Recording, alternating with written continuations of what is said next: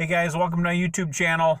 My house was a little loud. My kids doing a lot of different things, and so I had to come out in the car to do this recording. I'm skipping ahead a little bit because everything's getting posted to Google Classroom for the next 2 weeks, and the first assignment actually starts in chapter 12, section 1. So I'm going to read that to you guys today. So again, chapter 12, section 1. The name of this section is Manifest Destiny. Section 1, the Oregon Country, starting on page 358. American Diary. Families left everything familiar behind when they made the often uncomfortable and dangerous trip to the western frontier. Martha Gay was a 13-year-old who, in 1851, left Springfield, Missouri, in a covered wagon. She later wrote about the experience of leaving loved ones and friends behind. Farewell sermons were preached and prayers offered for our safety. All places of business and the schools were closed, and everybody came to say goodbye to us. Oh, sounds familiar, doesn't it? That's from One Woman's West. Page 359, Rivalry in the Northwest. Main idea. Several nations claimed the Oregon Country, but many Americans wanted the land for its access to the Pacific Ocean. History in you. If you were deep in the wilderness and starving, what might you do to survive? Read to learn how pioneers survived as they traveled west. The Oregon Country was the huge area located between the Pacific Ocean and the Rocky Mountains north of California.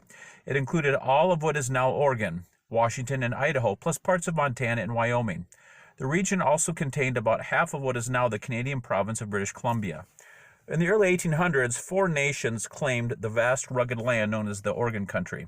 The United States based its claims on Robert Gray's discovery of the Columbia River in 1792 and on the Lewis and Clark expedition. Great Britain based its claims on British explorations of the Columbia River. Spain, which had also explored the Pacific coast in the late 1700s, controlled California to the south. Russia had settlements that extended south from Alaska into Oregon. Adams-Onis Treaty. Many Americans wanted control of Oregon in order to access or get to the Pacific Ocean. In 1819, Secretary of State John Quincy Adams negotiated the Adams-Onis Treaty with Spain. The Spanish agreed to set the limits of their territory at what is now California's northern border and to give up all claims to Oregon. In 1824, Russia also gave up its claims to the land south of Alaska. In 1818, Adams worked out an agreement with Britain for joint occupation of the area. This meant that people from both the United States and Great Britain could settle there. When Adams became president in 1825, he proposed that the two nations divide Oregon along the 49th degree line of latitude. Britain refused, insisting on a larger share. Unable to resolve their dispute, the two countries agreed to extend the joint occupation. In the following years, thousands of Americans streamed into the Oregon Country. Okay, page 360. Mountain Men. The first Americans to reach the Oregon Country were not farmers, but fur traders.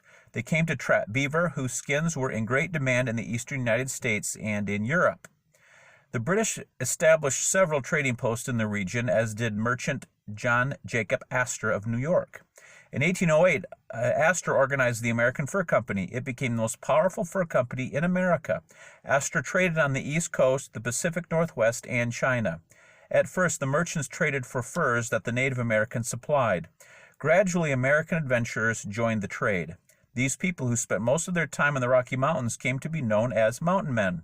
These tough, independent men made their living by trapping beaver. Many had Native American wives and adopted Native American ways. They lived in buffalo skin lodges and dressed in fringed buckskin pants, moccasins, and beads. Some mountain men worked for fur trading companies. Others worked for themselves. Throughout the spring and early summer, they hiked across the mountains, setting traps and then collecting the beaver pelts. As they did their work, the mountain men explored the mountains, valleys, and trails of the West. Jim Beckworth, an African-American from Virginia exploring Wyoming's Green River, Robert Stewart and Jedediah Smith found the South Pass, a broad break through the Rockies. South Pass later became the main route that settlers took to Oregon. I think I have a cat trying to visit me on the outside of the car. In late summer, mountain men gathered for a rendezvous, or meeting. The annual rendezvous was the most important event of the year for mountain men. They met with the trading companies to exchange their, quote, hairy banknotes, close quote, beaver skins for traps, guns, coffee, and other goods. They met old friends and exchanged news. They relaxed by competing in races and swapping stories about their most exciting adventures. Page 361.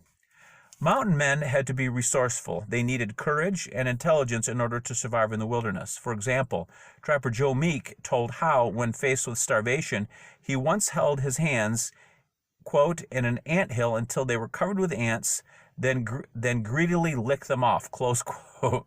The mountain men took pride in joking about the dangers they faced. Over time, the mountain men could no longer make a living by trapping because most of the beaver were killed. Some moved to Oregon and settled on farms. With their knowledge of the western lands, though, several mountain men, such as Jim Bridger and Kit Carson, found work as guides. They led the parties of settlers now streaming west.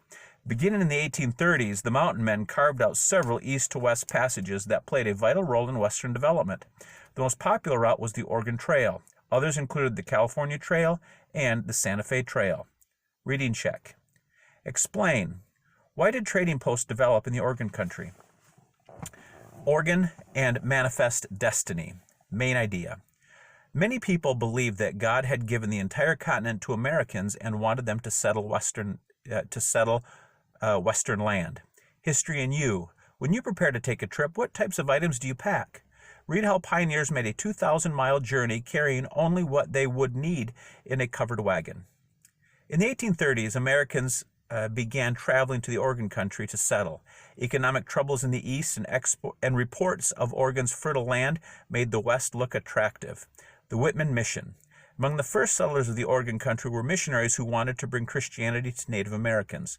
Dr. Marcus Whitman and his wife Narcissa went to Oregon in 1836 and built a mission among the Cayuse people near the present site of Walla Walla, Washington. Page 362. New settlers unknowingly brought measles to the mission. An epidemic killed many children of the Cayuse.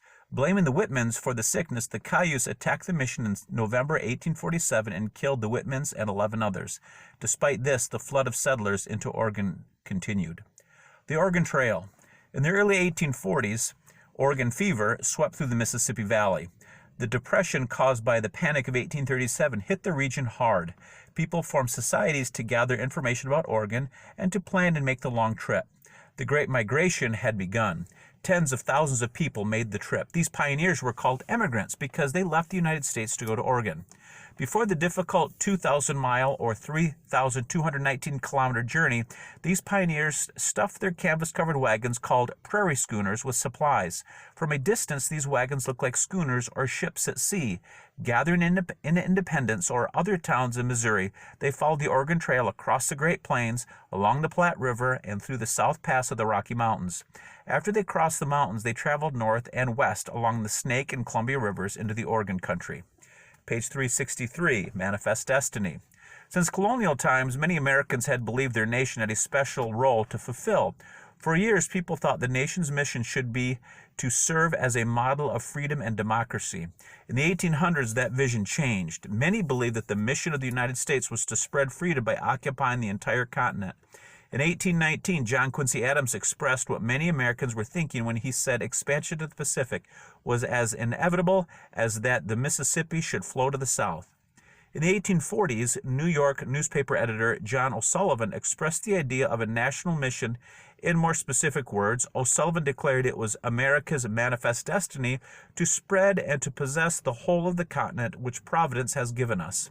O'Sullivan meant that the United States was clearly destined, set apart for a special purpose, by God to extend its boundaries all the way to the Pacific Ocean. 44, 40 or fight. Many Americans wanted the United States to own all of Oregon. In the 1844 presidential election, James K. Polk, the Democratic nominee, supported this demand. Democrats used the slogan 54-40 or fight, referring to the line of latitude they believed should be the nation's northern border in Oregon. Polk's Whig opponent, Henry Clay, did not take a strong position on the Oregon issue. Polk won the election because Whig support was not united behind Clay. A firm believer in manifest destiny, Polk was focusing on making Oregon part of the United States. Britain, however, would not accept a border at 54-40. This would mean giving up its land claim entirely. In 1846, the two countries finally compromised. They set the border between America and British parts of Oregon at latitude 49 degrees north. Section 1 review.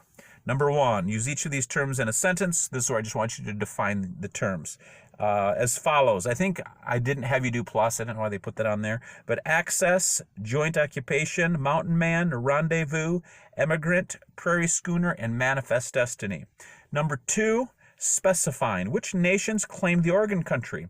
How did John Quincy Adams help resolve the claims? And number 3, explaining. What was James K. Polk's campaign slogan in the 1844 election? What did the slogan mean? Okay, I'll stop right there because I only have assigned those 3 questions. Hope you guys are doing well, staying warm and healthy, and Coakley out.